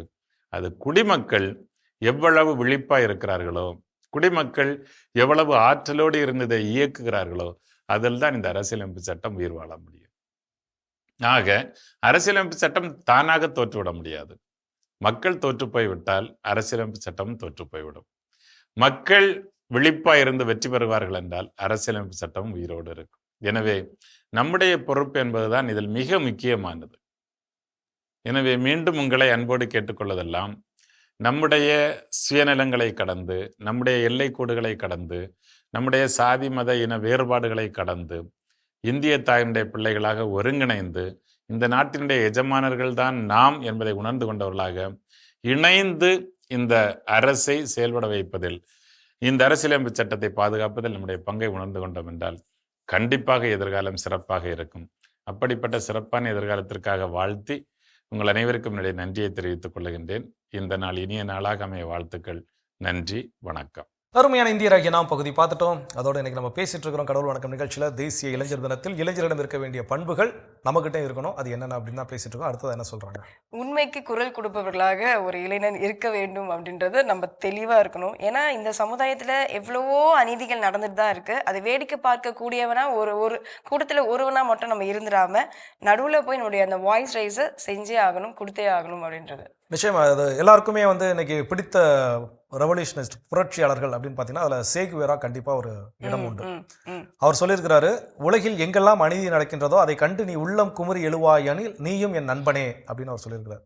ஸோ இன்றைக்கி பல இளைஞர்களுடைய ரோல் மாடல் இன்றைக்கி பல நேரங்கள் இன்னொரு கருத்தும் வைப்பாங்க. ஏன் நம்ம நாடுகளெல்லாம் புரட்சியாளர்கள் இல்லையா, ஏன் நீங்கள் அயல் நாட்டில் இருக்கக்கூடிய புரட்சியாளர்களை நீங்கள் எடுத்துக்காட்டாக சொல்கிறீங்க அப்படின்னா, அவர் அத்தகைய இளைஞர்களுக்கு எங்கெங்கெல்லாம் அவர் கியூபாவுடைய ரெவல்யூஷனுக்காக போராடினார். அந்த புரட்சி விடுதலைக்காக என்ன பண்ணார், ஃபிடல் காஸ்ட்ரோ கூட சேர்ந்து போராடின வரலாறு எல்லாருக்கும் நல்லா தெரியும். ஃபிடல் காஸ்ட்ரோவுடைய விருப்பமே என்ன அப்படின்னா, அங்கே அவங்களுடைய ஆட்சி அமைந்த பின்பு அதில் ஒரு மந்திரி ஒரு இலக்கா ஒதுக்கி அதனுடைய ஒரு மந்திரியாக இருந்து சிறப்புற பணியாற்ற வேண்டும். ஏன்னா மருத்துவர் பேசிக்காவே சேகுவேரா, அதுதான் அவருடைய ஃபிடல் காஸ்ட்ரோட விருப்பமாக இருந்துச்சு. ஆனால் சேகுவேரோட விருப்பம் அது கிடையாது. ஓகே, இந்த நாட்டில் அடிமை நிலை இருந்துச்சு, இங்கே சுதந்திரம் வாங்கி கொடுத்தாச்சு, இதுக்கப்புறம் என்னன்னா ஆப்பிரிக்கா கண்டத்தில் இருக்கக்கூடிய குறிப்பிட்ட நாட்டிற்கு அங்கே என்ன இதே மாதிரி மக்களுக்கு எதிரான அடக்குமுறைகள் இருக்குது, நான் அங்கே என்ன பண்ணணும், விடுதலைக்காக போக வேண்டும் அப்படின்னு நான் என்ன பண்ணார், மூவ் ஆகி போயிட்டார். ஸோ அதுதான் உண்மைக்கு சான்றுகள். தொடர்ந்து எனக்கு என் கண்ணு முன்னாடி ஒரு தப்பு நடக்குது, அதை தட்டி கேட்காம நான் கண்டும் காணாமல் போகிறேன். பல நேரங்களில் டிராஃபிக் சிக்னலில் நடக்கும், பக்கத்தில் ஏதாவது ஒருத்தங்க லைட்டாக இடிச்சு சண்டை போட்டிருப்பாங்க, அதை எனக்கு தெரியாத மாதிரியே அந்த குதிரைக்கு கடிவாளம் கட்டி விட்டுருக்கும் தெரியுமா, அந்த மாதிரி ஹெல்மெட் போட்டுட்டு எல்லாம் இப்படியே நிற்போம். இந்த பக்கம் சண்டை நடக்கிறதே எனக்கு என்ன பண்ணலையா, தெரியலையா. ஸோ இதெல்லாம் நாம என்ன பண்றோம், ஏமாற்றி. ஸோ உண்மைக்கு சான்று பகிர்தல், உண்மையின் மக்களாக வாழ்தல், நம்ம எல்லாரும் கிறிஸ்தவர்கள் அப்படிங்கிறப்ப இன்னும் நமக்கு அதுக்கு அதிகப்படியான முக்கியத்துவம் அதுக்கு நமக்கு கொடுக்கப்பட்டு இருக்கிறது. ஸோ அப்போ அந்த நிலையில இளைஞர்களிடம் இருக்க வேண்டிய விஷயம் உண்மைக்கு சான்று பகிர்தல், உண்மையின் பக்கம் நிற்றல், உண்மைக்காக குரல் கொடுத்தல். அது நாமும் செய்ய வேண்டும், கற்றுக்கொள்ளும். இன்னும் வேற ஒரு விஷயம் இருக்குங்கிறத தொடர்ந்து பேசலாம்.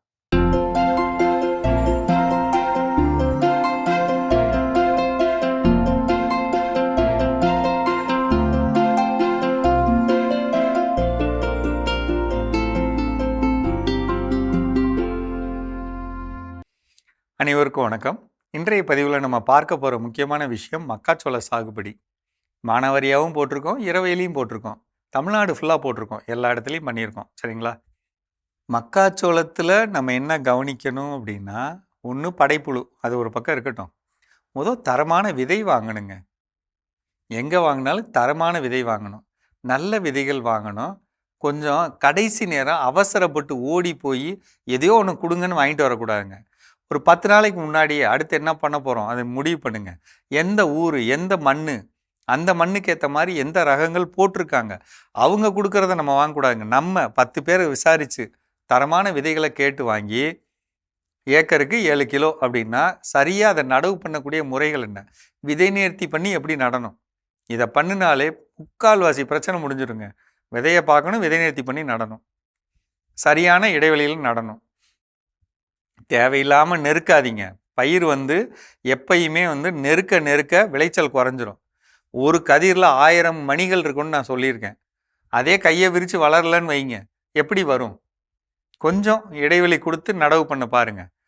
படைப்புழு மேலாண்மைக்கு 15வது நாளும் 25வது நாளும் 35வது நாளும் 10 லிட்டர் தண்ணிக்கு 100 மில்லி இருக்க மாதிரி பேசிலஸ் துரிஞ்சியன்சிஸ் அந்த திரவத்தை கலந்து எல்லா பயிருக்குள்ளே இருக்கிற மாதிரி அடிச்சு விட்ருங்க.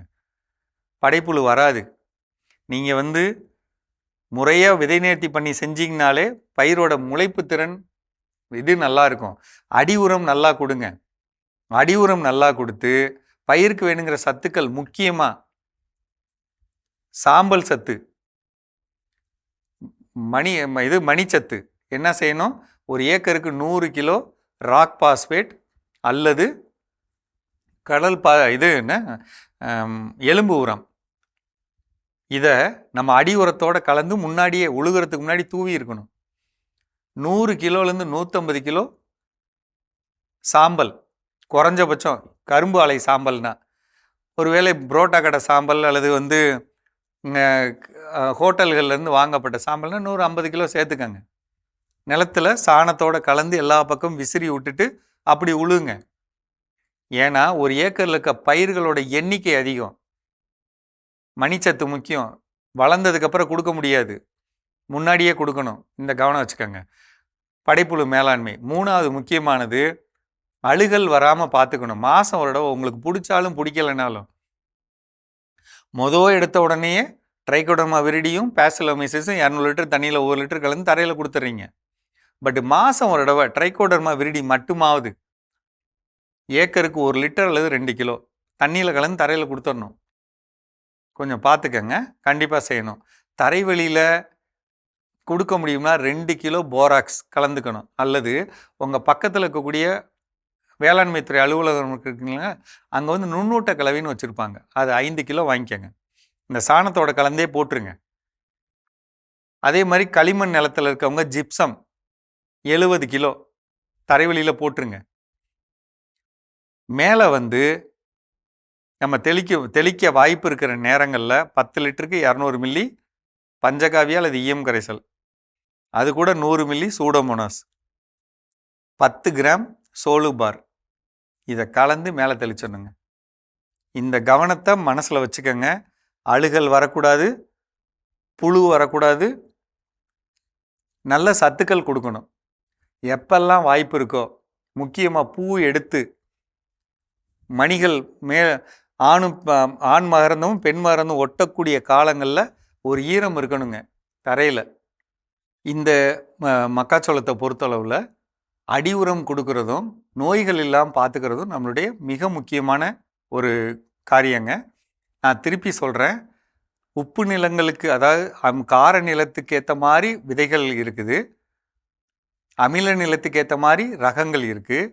அந்தந்த பகுதிக்குள்ள ரகங்கள் தான் போடணும். இப்போ ஒரு சில இடத்துலாம் பார்த்தீங்கன்னா பயோ சீட்ஸ்னு வேளாண்மை துறையிலேருந்தே கொடுக்குறாங்க. அது ரொம்ப நல்லா இருக்குன்னாங்க, நானும் நேரில் போய் பார்த்தேன். அதனால் விதைகள் தேர்வு ரொம்ப முக்கியங்க. ஆனால் மக்காச்சோளம் போடுங்க, அதிகமான லாபம் கிடைக்கும். நமக்கு அதிக மணிகளில் குறைவில்லாத மணிகள் இருக்கணும். முழுமையான மணிகள் கிடைச்சா நமக்கு நல்ல இந்த வருடம் ரேட்டு ரொம்ப கூடுதலாக போகுங்க, பார்த்துக்கங்க. சரிங்களா? மீண்டும் சந்திப்போம். மிக சிறப்பான பகுதி உழவும் உயர்வும் நம்ம பார்த்துட்டோம். இன்றைய இளைஞர்கள் எப்படிப்பட்ட பண்புகளை கொண்டு வாழ வேண்டும் இன்றைய சமுதாயத்தில் நம்ம பேசிட்டு இருக்கோம். அடுத்ததாக என்ன அப்படின்னு பார்த்தீங்கன்னா, பாரதியாருடைய அவருடைய கவிதைகள் எல்லாமே புரட்சிகரமாக இருக்கும். அதில் குறிப்பாக அக்னி குஞ்சுன்ற கண்டென்ட் எல்லாருக்கும் ரொம்ப தெரிஞ்சது.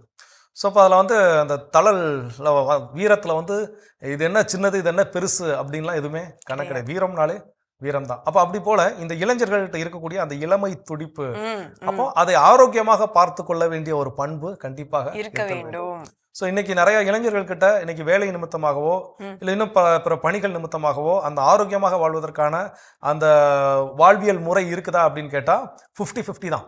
ஒரு 50% பேர் என்ன அப்படின்னா ரெகுலராக ஜிம்முக்கு போகிறது, ரெகுலராக அவங்க பாடியை ஃபிட்டாக வச்சுக்கிறது, ஆரோக்கியமான உணவு பழக்க வழக்கங்களை என்ன பண்ணுறது மேற்கொள்வது, ஆரோக்கியமான செயல்கள் செய்வது, இப்படி எல்லாமே என்ன கரெக்டாக இருக்கிறாங்க. இன்னொரு பக்கம் பார்த்தோம் அப்படின்னா அந்த ஃபுட் ஹாபிட்ஸ் என்ன அப்படிங்கிறது நமக்கு தெரியாது. எந்த நேரத்தில் என்ன சாப்பிட்றோன்னு தெரியாது. நைட்டு 12 மணிக்கெல்லாம் பிரியாணி வாங்கி சாப்பிடக்கூடிய ஆட்கள் இருக்க தான் செய்கிறாங்க. ஸோ அப்போ இது எதை நோக்கி செல்கிறது? நம்ம அதை தான் அப்போ கொடுக்கப்பட்டிருக்கக்கூடிய ஒரு சிந்தனை இளைஞரிடம் இருக்க வேண்டிய முக்கியமான பண்பு என்ன அப்படின்னு பார்த்தீங்கன்னா, உடல் நலனில் அக்கறை செலுத்துவதும் ரொம்ப ரொம்ப மிக ஒரு அருமையான பண்பு அது அப்படின்றத நம்ம தெரிஞ்சுக்கணும் இல்லையா? இன்னும் தொடர்ந்து தெரிஞ்சு போய் அடுத்த பகுதி பார்க்கலாம்.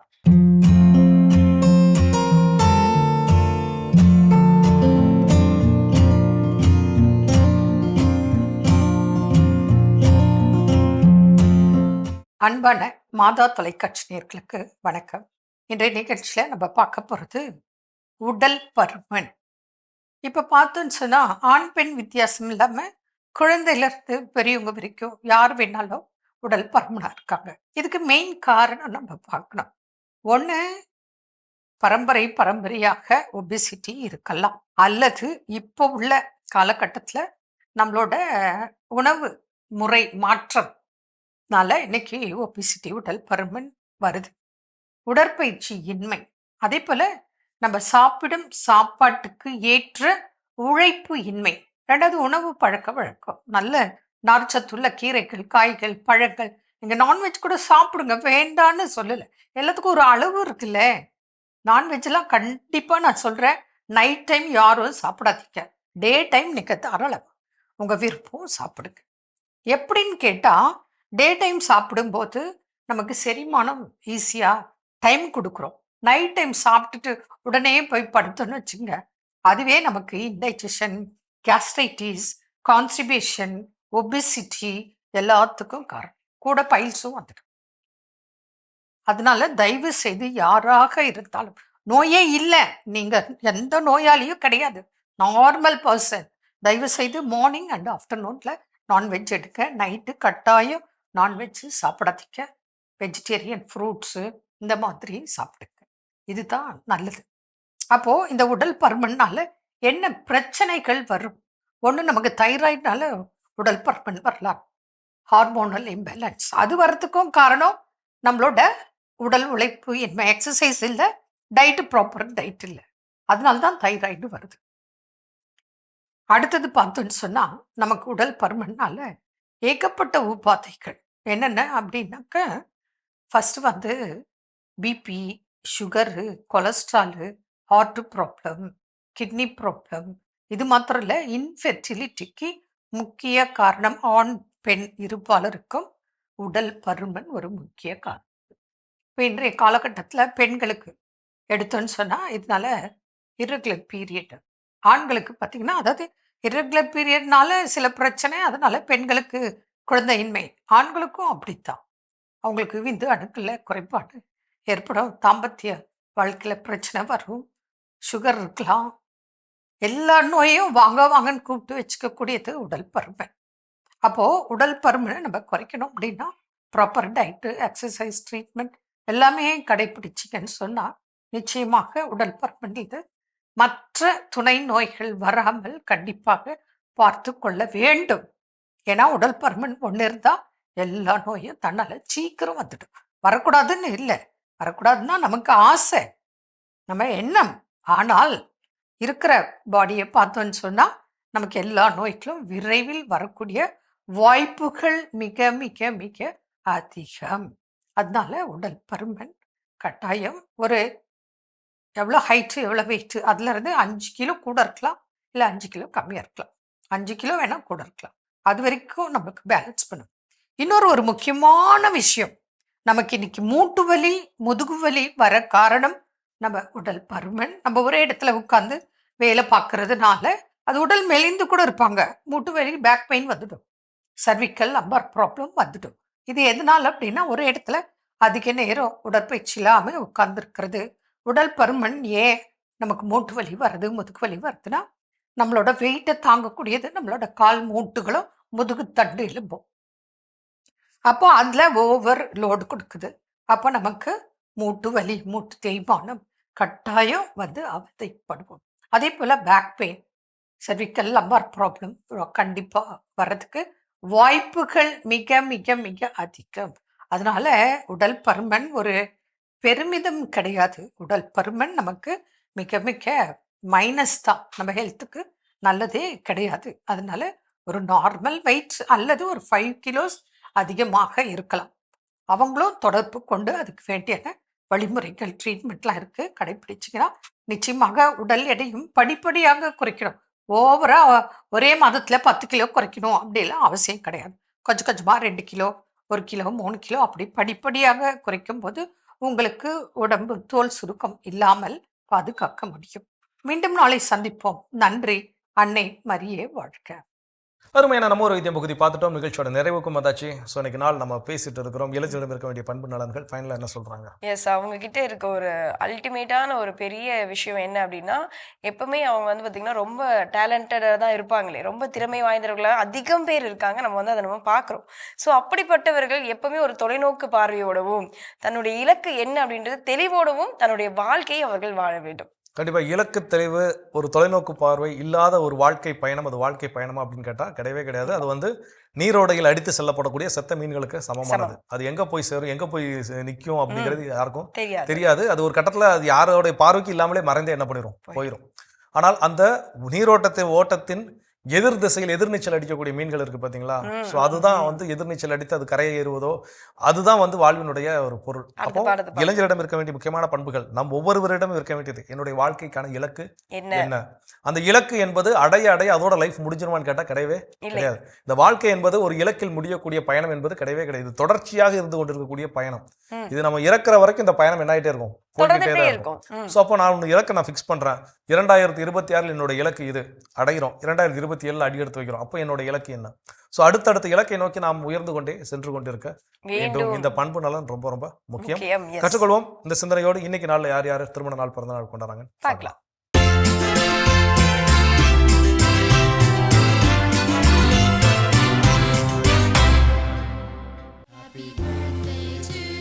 பெங்களூரை சேர்ந்த ஆண்டனி, ரமேஷ், எமிலியானா இன்று தங்களது திருமண நாளினை கொண்டாடுகிறார்கள். இவர்களை வாழ்த்துபவர்கள் மகள்கள் ஜெனி, ஜோனா, மகன் ஜஸ்டின், தம்பி பிரவீன், தம்பி மனைவி பிரமிளா, அப்பா, அம்மா, அத்தை, மாமா, பெரியப்பா, குடும்பத்தினர், உறவினர்கள் மற்றும் நண்பர்கள்.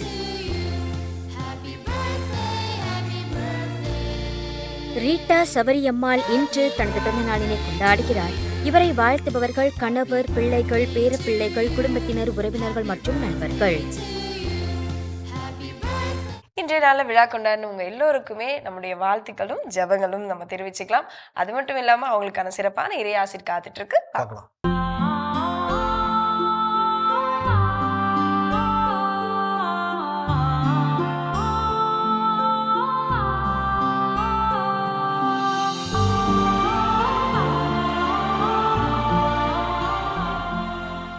மாதா தொலைக்காட்சி நண்பர்களே, உங்கள் அனைவருக்கும் வாழ்த்துக்கள்.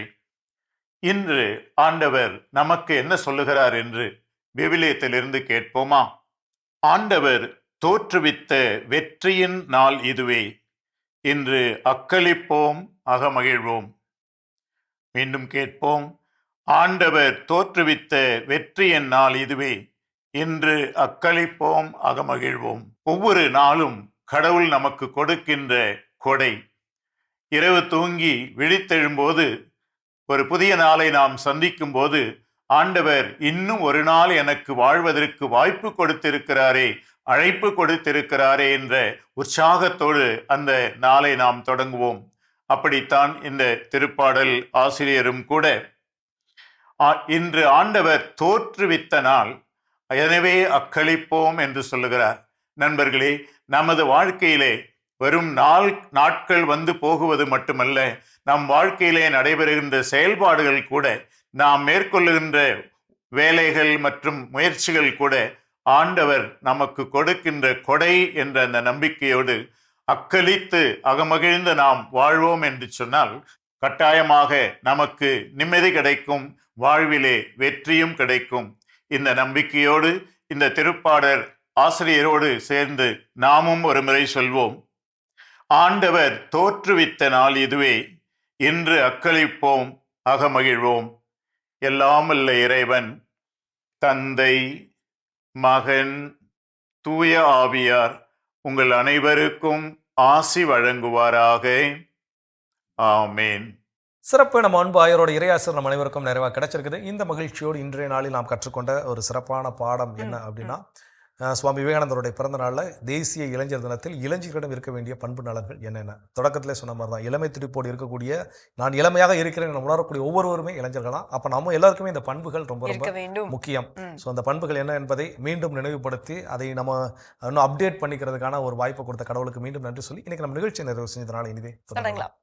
அன்பானவர்களே, இளமை துடிப்போடு செயல்படுவோம், நல் மாற்றம் காண்போம், மகிழ்ந்திருப்போம் என்ற இந்த சிந்தனையோடு இன்றைய கடவுள் வணக்கம் நிகழ்ச்சியை நாங்கள் நிறைவு செய்கிறோம். இந்த நாள் இனிய நாளாக அமைய மாதா தொலைக்காட்சியின் வாழ்த்துக்களும் ஜெபங்களும். மீண்டும் உங்களை கடவுள் வணக்கம் நிகழ்ச்சியில் சந்திக்கும் வரை உங்களிடமிருந்து விடைபெறுகின்றோம். இயேசுவுக்கே புகழ். மரியே வாழ்க. நீ ஆர்ட்ஸ் தானடா படிச்ச, எப்படி ஐடில வேலை பார்க்குற? எந்த டிகிரினாலும் பரவாயில்லண்ணா. சென்னையில் இருக்க எஸ்எல்ஏ ஐடி ட்ரைனிங் இன்ஸ்டியூட் தான் நான் ட்ரைனிங் எடுத்தேன். மாதம் 30,000 சம்பாதிக்கிறேன். சூப்பர்டா. For IT training and placement, contact 8870767784.